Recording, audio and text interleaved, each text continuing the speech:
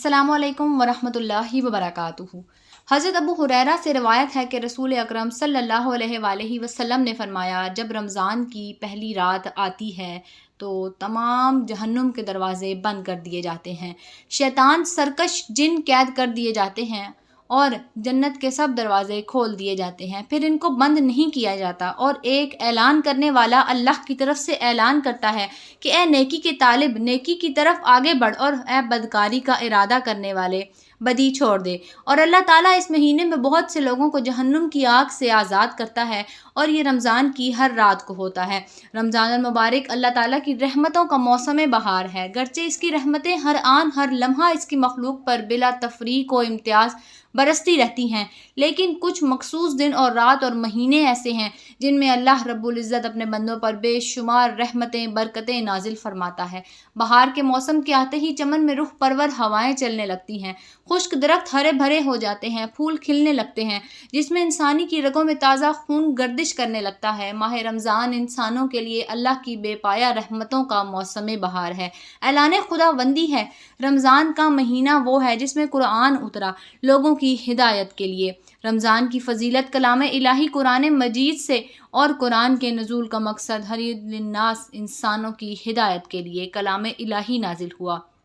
تمام بنی نوع انسان کی فلاح و بہبود کے لیے اللہ نے قرآن نازل فرمایا۔ اللہ تعالیٰ کے تمام احکامات میں انسان کی فلاح و بہبودی بے پناہ ہے۔ ان احکامات کے بے شمار جسمانی اور روحانی فوائد ہیں۔ ان میں نہ صرف خدا کی خوشنودی مضمر ہے، بلکہ خود انسان کے لیے دنیا اور آخرت میں فلاح و نجات کا ذریعہ ہیں۔ اللہ تعالیٰ کے بہت سے احکامات اور فرائض کے درجے میں ہیں، لیکن کلمہ، نماز، روزہ، حج، زکوٰۃ، ان سب فرائض کو چھوڑنے پر سخت گناہ اور عذاب ہے۔ نماز کے بعد سب سے اہم عبادت روزہ ہے۔ روزہ جہاں اللہ کی عبادت ہے، وہیں اس کے دنیاوی اور اخروی بے شمار فوائد انسان کے ہی حق میں ہیں، جن کا شمار مشکل ہے۔ رمضان کی فضیلتوں میں یہ بھی ہے کہ اس ماہ ہر آن ہر لمحہ اور خاص کر لیلۃ القدر میں دعائیں قبول ہوتی ہیں۔ انسانی ضرورتوں کی تکمیل کے لیے اللہ نے بندوں کو دعا جیسی عظیم نعمت عطا فرما کر اور دعا کو بزرگ فرما کر اس کی عظمت کا اعلان فرمایا ہے۔ حضرت محمد صلی اللہ علیہ وآلہ وسلم فرماتے ہیں، اللہ کے نزدیک کوئی چیز دعا سے بزرگ نہیں۔ دوسری حدیث میں آپ فرماتے ہیں کہ دعا سے عاجز نہ ہو کہ کوئی شخص دعا کے ساتھ ہلاک نہ ہوگا۔ ہر شخص محتاج ہے، اور زمین و آسمان کے سارے خزانے اللہ تعالیٰ ہی کے قبضے قدرت میں ہیں، وہی مانگنے والوں کو عطا کرتا ہے۔ ارشاد باری تعالیٰ ہے، اللہ بے نیاز ہے اور تم سب محتاج ہو۔ انسان کی محتاجی اور فقیری کا تقاضا یہی ہے کہ بندہ اپنے رب سے اپنی حاجت اور ضرورت مانگے، اور اپنے کسی بھی عمل کے ذریعے اللہ سے بے نیازی نہ کرے، کیونکہ یہ مقام ابدیت اور دعا کے خلاف ہے۔ قرآن مقدس میں دعا کی اہمیت بتائی گئی ہے، بلکہ دعا کے طریقے بھی بتائے گئے ہیں، اور دعا مانگنے کا حکم بھی دیا گیا ہے۔ ترجمہ: اے میرے حبیب پیغمبر، جب آپ سے میرے بندے میرے متعلق دریافت کریں تو فرما دیجئے کہ میں بالکل قریب ہی ہوں، جب کوئی پکارتا ہے تو میں پکارنے والے کی پکار سنتا ہوں۔ دکھ درد کا مارا جب یہ سنتا ہے کہ میرا مالک میرا خالق مجھ سے الگ تھلگ کہیں دور نہیں، بلکہ وہ قریب ہے، رگے جاں سے بھی زیادہ قریب ہے، اور یہی نہیں بلکہ دعا قبول کرنے والا خود ضمانت دے رہا ہے کہ دعا کی قبولیت ہوتی ہے، اس سے بڑھ کر دعا کی کیا اہمیت ہو سکتی ہے۔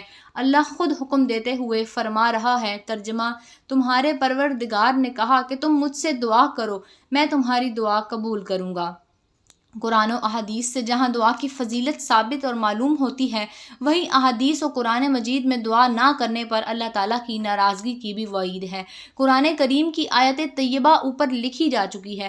حدیث پاک ملاحظہ فرمائیے۔ حضرت ابو ہریرہ سے روایت ہے کہ آپ نے فرمایا، جو بندہ اللہ تعالیٰ سے نہ مانگے اس پر اللہ ناراض ہوتا ہے۔ دنیا میں ایسا کوئی نہیں جو سوال نہ کرنے سے ناراض ہوتا ہو، حتیٰ کہ والدین بھی اولاد کے ہر وقت مانگنے اور سوال کرنے سے چڑ جاتے ہیں، مگر اللہ تعالیٰ اتنا مہربان ہے کہ جو بندے سے اس سے نہ مانگنے اور وہ اس سے ناراض ہو رہا ہے، کیونکہ اللہ تعالیٰ سے دعا نہ کرنا تکبر کی علامت ہے، اور مانگنے پر اسے پیار آتا ہے، اور جو بندہ طلب کرتا ہے اپنی رحمت سے اسے عطا فرماتا ہے، یا پھر آخرت میں اس کا ثواب بخشتا ہے۔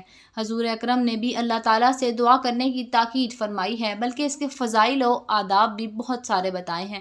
چنانچہ حضرت ابو ہریرہ سے روایت ہے کہ رسول اللہ نے فرمایا، اللہ کے یہاں ہاں دعا سے زیادہ کوئی عمل عزیز نہیں ہے، یعنی انسانوں کے اعمال میں دعا ہی کو اللہ تعالیٰ کی رحمت و عنایت کو کھینچنے کی سب سے زیادہ طاقت ہے۔ ویسے تو رمضان میں پڑھنے کے لیے بہت سے ذکر و اذکار ہیں، لیکن ایک خاص دعا جو ہم آپ کو بتانے والے ہیں کہ رمضان میں کسی بھی رات تہجد کے وقت آسمان کی طرف منہ کر کے 7 مرتبہ یہ دعا پڑھیں۔